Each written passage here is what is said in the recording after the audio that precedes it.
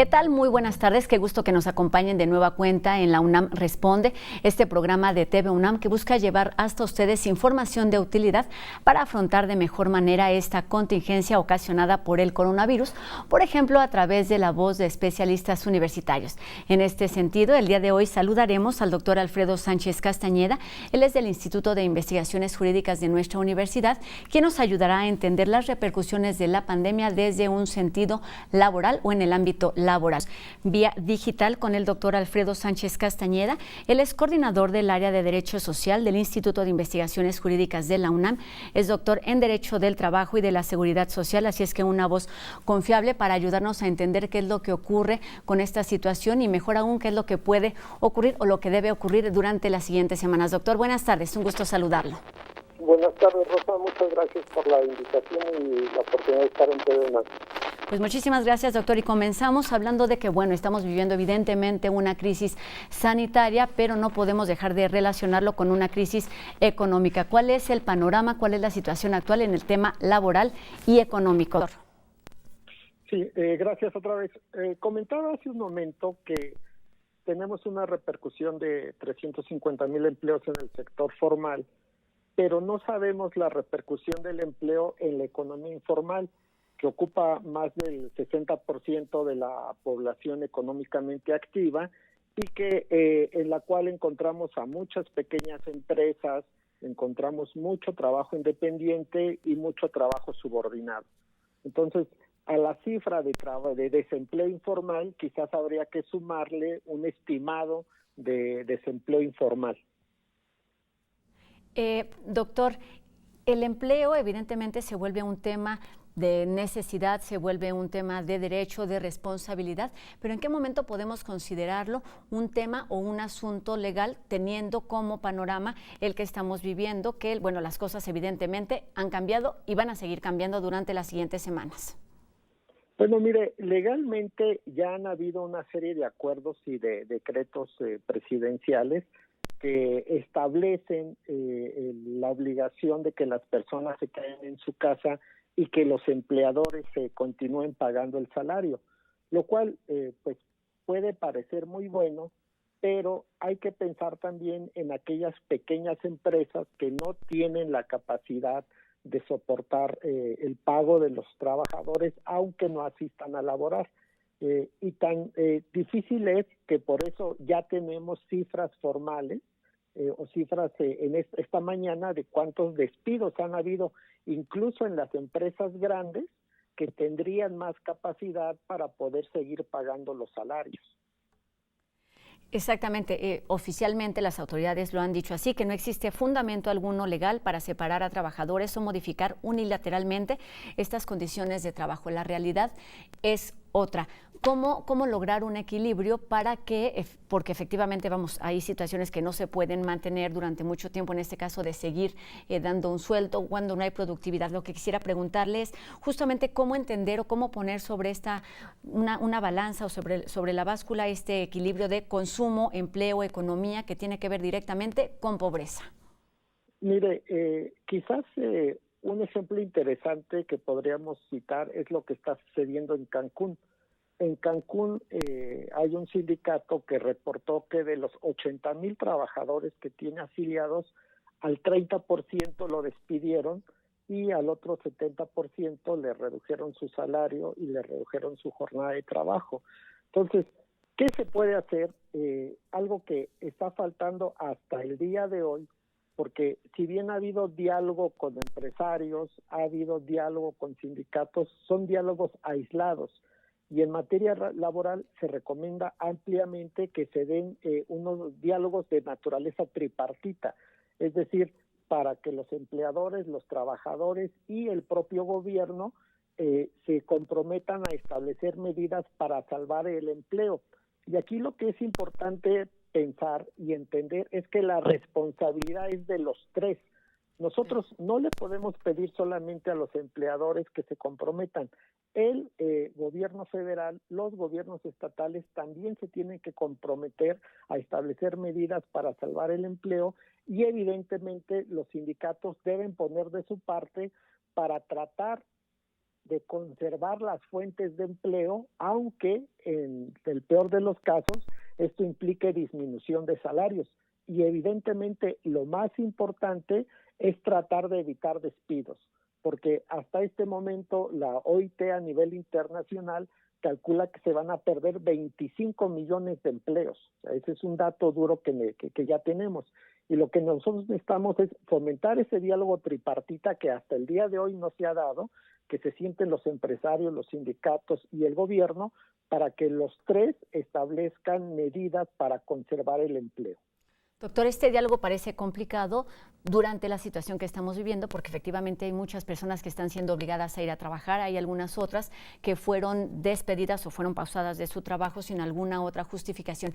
¿Qué es lo que pueden hacer estos empleados y empleadores para llegar a acuerdos durante esta contingencia? Es decir, ¿hay algún tipo de asesoría que se les pueda dar, algún tipo de acuerdos que puedan tomar durante esta contingencia? Mire, evidentemente las personas que fueron despedidas tienen la opción de ir a la Procuraduría Federal de la Defensa del Trabajo o a las Procuradurías de la Defensa del Trabajo de los estados. La Ciudad de México tiene una Procuraduría de la Defensa del Trabajo. Pero yo digo que ese ya es debe ser y tendría que ser la última instancia. Tendría que haber un compromiso de los empleadores, de los trabajadores y del Estado para tratar de prevenir los despidos. Hay muchas medidas que se pueden tomar. Ya se ha comentado, no perdonarles impuestos ni cotizaciones de seguridad social, pero sí posponerle el pago de las mismas a los empleadores y comprometer, por ejemplo, apoyos por parte de los gobiernos federales y estatales bajo la dinámica de que las empresas no despidan, que es el tema más importante. Doctor, esto en cuanto a las empresas y los empleados y los empleadores, pero también debemos hablar de esa otra economía de la que ya mencionaba usted al principio de esta conversación, que es esta economía formal. Hay gente que no se puede quedar en su casa y que parece que oficialmente no seguiría esta recomendación. ¿Cómo entendemos o cómo ayudar a esta población que tiene que salir todos los días a seguir trabajando? Bueno, déjeme decirle que hay como dos cosas que nos están explotando en el país, ¿no? Una que tiene que ver con lo que usted comenta, pero la quisiera decir, el hecho de no tener un seguro de desempleo en el país está colocando a muchas personas en una situación precaria, incluso teniendo un trabajo formal. Eso nos tendría que hacer pensar en una reforma sobre la materia a largo plazo. Y en el caso del trabajo informal, pues durante muchos años, durante muchos sexenios, no se le ha dado importancia al mismo. Y estamos viviendo la consecuencia de que no se atienda la problemática de la informalidad. Entonces, incrementa la informalidad en situaciones de crisis económica, son personas que requieren apoyos y me parece a mí que no hay de otra alternativa que incluso a la población informal también hacerles algún tipo de transferencia económica. No hay de otra y es un costo para el Estado, pero no hay otra posibilidad. Lo que yo sí diría es que estas transferencias se tendrían que hacer bajo esquemas de corresponsabilidad, porque si bien es cierto, ahora se anuncian una cifra de 20 millones de personas que reciben apoyos, son bajo un esquema asistencialista, no de corresponsabilidad. Y eso pues se lleva a una situación no adecuada, porque las personas se acostumbran a recibir apoyos, pero no hay ninguna tipo de contribución o aportación de su parte para tratar de salir de estas circunstancias. Situaciones como la que vivimos nos obligan a pensar en estas circunstancias porque están saliendo a la luz todos esos problemas que vivimos cotidianamente, que es este desempleo, esta falta de formalidad en los empleos. Doctor, antes de irnos a una pausa, me gustaría que nos ayudara a entender cómo aminorar estos efectos económicos de la pandemia. Bueno, mire, para empezar, las personas que están laborando porque están en el sector médico o trabajan en centros de autoservicio, se les necesita garantizar sus condiciones de higiene y salud en el trabajo, porque son la población más vulnerable. Las personas que vemos todos los días recolectores de basura también se les necesitan otorgar condiciones adecuadas de trabajo. Y por el otro lado, lo que le comento, lo más importante es que a nivel federal, a nivel estatal, necesariamente se dé un diálogo tripartita, porque si no, no vamos a poder disminuir pues las consecuencias de por sí graves que está ocasionando pues esta epidemia de coronavirus. Entonces es fundamental generar estos espacios de diálogo y compromisos. Insisto, tienen que haber compromisos de los empresarios. El gobierno federal les pide mucha solidaridad, pues es también tiempo de que el gobierno federal manifieste solidaridad hacia ellos. Y como yo le he comentado en otras ocasiones, no estoy pensando yo en las grandes empresas, sino estoy pensando en las pequeñas empresas que tienen un pequeño negocio con 2 o 3 trabajadores y necesitan algún tipo de apoyo, que por el momento podría ser, pues, hacer una excepción del pago de contribuciones. Exactamente. Hay algunas recomendaciones, solidaridad y diálogo compartido y responsabilidad es lo que se necesita. Doctor, solamente lo invito a ver una pausa para ponernos en movimiento y nos presenta Deportes UNAM, algunas recomendaciones y seguimos para seguir conversando con usted. La importancia de las pequeñas y las medianas empresas. ¿Qué papel ocupan dentro de la economía y por qué es tan importante tenerlas y tenerlas y darles la atención necesaria en situaciones como esta? Bueno, mire, las micro, pequeñas y medianas empresas representan más del 90% de las entidades que dan empleo, ¿no? Pues para ver la importancia de las mismas. O sea, el 90% del empleo se genera en este tipo de empresas.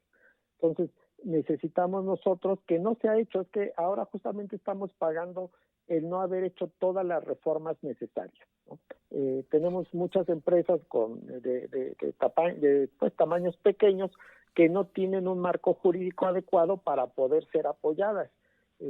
Tenemos también muchos trabajadores que algunos de nosotros denominamos falsos independientes, porque a pesar de tener un empleador, pues pareciera que este no existe y eso hace que no tengan seguridad social y que no puedan tener este tipo de protección básico, ya ni siquiera un seguro de desempleo, sino una atención médica.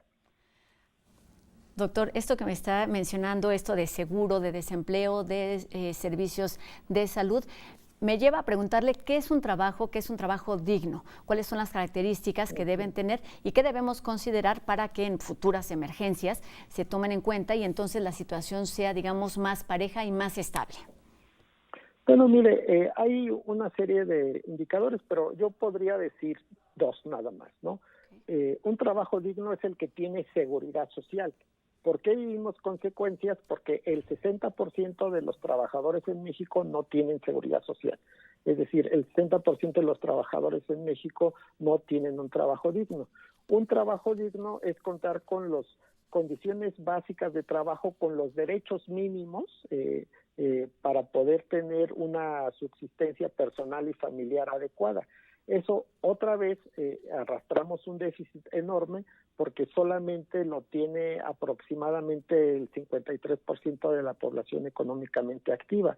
Entonces, la gravedad de la situación económica en nuestro país pues se va a reflejar o se va a manifestar como consecuencia de la informalidad laboral y de la no existencia de trabajo digno en este sector de la economía. Doctor, esto me lleva a pensar también en esta nueva modalidad, bueno, que es aparentemente nueva, y es el outsourcing. ¿Qué está pasando actualmente con esta modalidad de empleo cada vez más recurrente en nuestro país, por lo menos?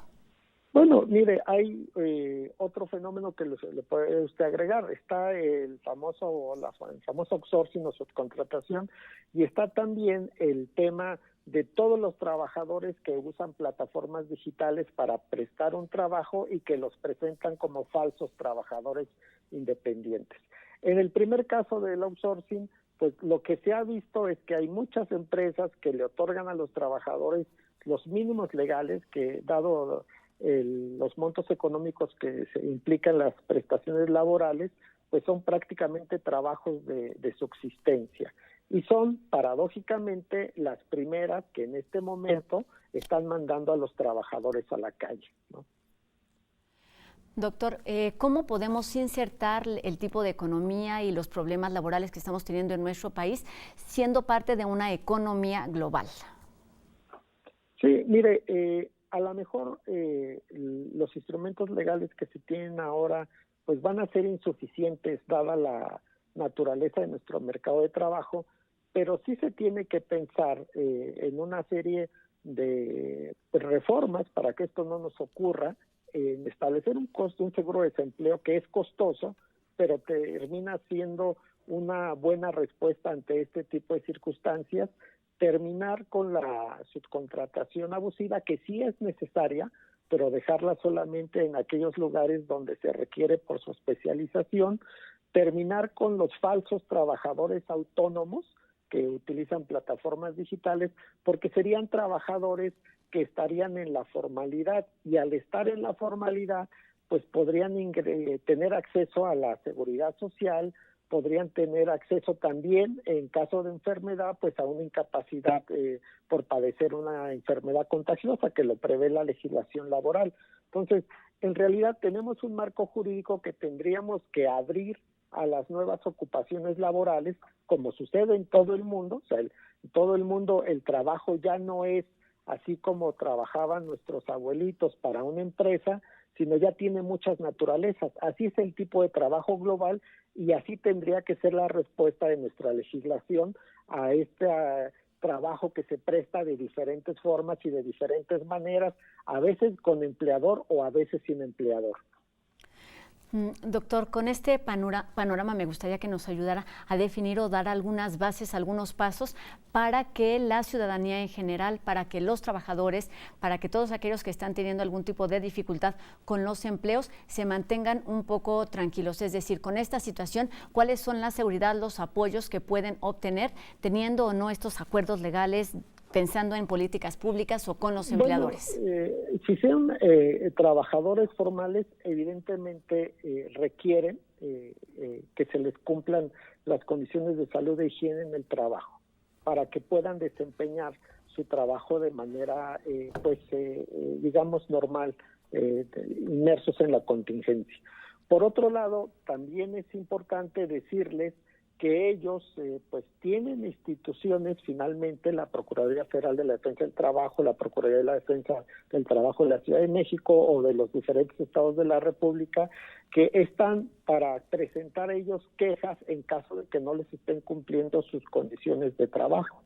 Entonces, ellos tienen estos espacios abiertos para poder exigir pues condiciones dignas de trabajo, como lo comentó usted hace un momento. Doctor, y bueno, este también quizás sea un buen momento para repensar, para redirigir lo que estamos haciendo. Quizás sea un buen momento para ayudarnos a entender qué es lo que podemos o debemos hacer ya que termine esta emergencia en cuestión laboral, doctor. Así es, hay algunos temas de nuestra legislación que yo suelo comentar que tenemos como 50 años de atraso legislativo, por eso la gravedad de nuestros problemas. Y en el contexto actual, pues pedir, como lo señala el gobierno federal, pues cierto compromiso, cierta solidaridad por parte de los empleadores, pero también, hay que decirlo, compromiso y solidaridad del gobierno federal para que estos empleadores tengan una serie de estímulos, por decirlo de alguna manera, que los lleve a no despedir trabajadores, porque mientras más trabajadores tengamos en el desempleo, la situación económica en el país, pues evidentemente va a ser peor. Doctor, con toda esta realidad que estamos viviendo, esto del trabajo en casa, que no es viable para todos, pero sí en muchas ocasiones, quizá esta contingencia también sea una oportunidad para replantear los modos de trabajo en nuestro país. Sí, por supuesto. Ahora, de alguna manera, por la fuerza, nos estamos nosotros acostumbrando a hacer el trabajo a distancia o a regresar al trabajo a domicilio, que implica otra vez comprensión por parte de todos, porque finalmente un trabajador, y habría que decirlo, una trabajadora, al estar en su casa, dada esta responsabilidad malamente dada históricamente de cuidado de la familia, tiene que trabajar y estar cuidando a su familia. Entonces los empleadores no le pueden exigir una jornada de 8 horas porque tiene que estar al pendiente de necesidades familiares, por este rol desafortunadamente que se les ha asignado a las mujeres. Doctor, además bueno, las autoridades se han dedicado a hablar evidentemente de la situación de salubridad que vivimos, pero un tema importantísimo, lo escuchábamos el día de hoy en la mañana con el presidente, sobre la importancia y estas cifras que parecen en verdad complicadas de entender. Esto en cuanto a las personas que se quedan sin empleo, a las personas que están quedándose sin un seguro social, ya lo comentábamos hace un ratito, y estos apoyos que se pueden dar, ya sea en forma de apoyos, de préstamos, de utilizar esos ahorros. ¿Cuál es su opinión en cuanto a las medidas que se están tomando en nuestro país? Bueno, yo creo que todas las medidas que se están tomando hasta el día de hoy son correctas, pero me parece que se tendría que ir más allá, ¿no? Porque hasta ahora se han señalado apoyos económicos, incluso en la Ciudad de México, para la economía informal. A nivel federal se está señalando que se van a crear 2 millones de empleos en este año, pero sí sería bueno que, por ejemplo, en este caso nos señalaran cómo se va a hacer, ¿no? Qué facilidades se van a otorgar, y se le van a otorgar a las empresas, porque ellas son las que crean empleos, qué facilidades se les van a otorgar, no solamente para que se conserven los empleos existentes, sino para que se creen más. Y aquí es importante decir que esto tiene un costo, o sea, es inevitable, tiene un costo económico que va a ser muy grande, y en la medida en que el gobierno federal y los gobiernos estatales estén dispuestos a pagar ese costo, que incluso puede implicar recibir menos impuestos en el corto plazo, pues hasta que en la medida en que se comprometan vamos a poder paliar con el desempleo que se va a vivir, y se puede incrementar si es que no hay un real compromiso económico de parte del gobierno federal, de parte de los gobiernos estatales. Exactamente, doctor. En este momento los cómo resultan muy importantes, y bueno, para terminar esta conversación me gustaría que nos ayudara a entender cómo podemos disminuir estos efectos económicos en los bolsillos de todos los mexicanos, no solo de los que se dedican al comercio formal, sino también al comercio informal. Bueno, mire, como yo siempre lo comento, es cuestión de salir a la calle y usted se va a dar cuenta que la ciudad está vacía.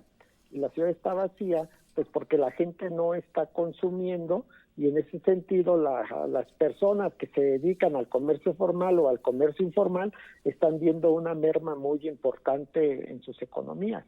Yo lo suelo comentar en el barrio donde yo vivo. Como se decía hace un momento, la peluquería ya está cerrada, la cafetería ya está cerrada, y eso implica pues disminuciones económicas, y habría que pensar que quizás tener cierta imaginación. Hay algunos que planean, por ejemplo, a usar una aplicación para que yo le pague a la peluquería un corte de cabello aunque esté cerrada, para que posteriormente, pasada la crisis del coronavirus, yo pueda ir a cortarme el cabello, pero esta peluquería tenga un ingreso en este momento en que no lo tiene.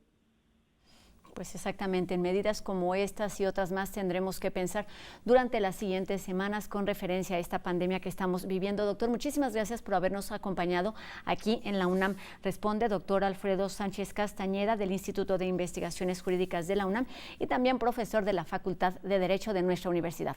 Buenas tardes, doctor. Al contrario, gracias por la invitación. Un saludo a todo el mundo. Hasta luego, doctor. Pues sí hay una invitación, alguna reflexión importante sobre las responsabilidades compartidas en nuestra sociedad para lograr que esta economía no vaya empeorando, sino que, bueno, algunas opciones debemos ir encontrando para solucionarla, al igual que lo que está sucediendo en la contingencia. En vivo a las 2:30 de la tarde con una emisión más de la UNAM Responde. Gracias a todos los que nos acompañaron y a quienes hicieron posible este programa. Mi nombre es Rosa Brizuela y nos vemos aquí la próxima. Adiós.